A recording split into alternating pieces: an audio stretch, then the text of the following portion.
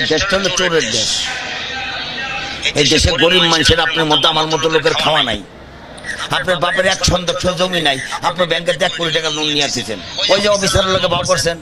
আর আমার 3 লাখ টাকা দিবেন, আমি সৌদি জমাটা গরিব মানুষ, টাকা পোষাইছে 2 লাখ, আর 2 লাখ লাগবে। তারপরে আরেকটা জিনিস চাই, টাকা নেওয়ার আগে সরকারি ব্যাংকে চাকরি করে এর মধ্যে কর্মকর্তার চিকিৎসা লাগবে, ওই কর্মকর্তার 3টা ব্ল্যাঙ্ক চেক লাগবে।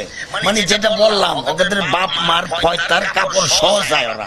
এটা তো দেশের কালচার না ভাই। 3 লাখ টাকা আপনি এত কিছু চাচ্ছেন, অযথা আপনি একজন মিডিয়ার লোক, আপনার হ্যালো লোক আছে, একজনের প্রধানমন্ত্রীর লোক, আপনি চাইলে ভুয়া কাগজ দামন করে হাজার হাজার কোটি টাকা নিয়ে যাচ্ছেন।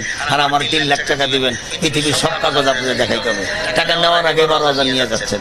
আপনি সরজমিনে যেতে চান, আমার লোকে চলেন, আমি নিয়ে যাই আপনার প্রবাসী কল্যাণ ব্যাংকে।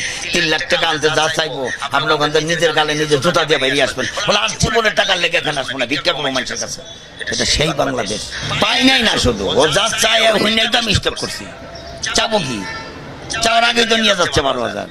এই ভরম, ওই ভরম, এই ভরম, ওই ভরম। তারপরে ওই যে সরকারি কর্মকর্তা, মনে করেন আমি গরিব মানুষ, আমি কাউন্টারে চাকরি করি, আমি বিদেশ যেমন নিয়ত করছি, আমার 3 লাখ টাকা লাগবো। আমার তো সরকারি কোনো লোক নেই ভাই, আমার তো সরকারি কোনো অফিসার নাই, তাহলে আমি তো টাকাটা পাচ্ছি না।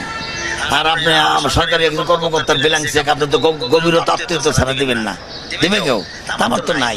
তাহলে শুধু শুধু মানুষকে হয়রানি করা, এই প্রবাসী কল্যাণ ব্যাংক দিয়া মানুষকে ধোকা দেওয়া না, এর সাথে চিটারি করে বলা, এই সমস্ত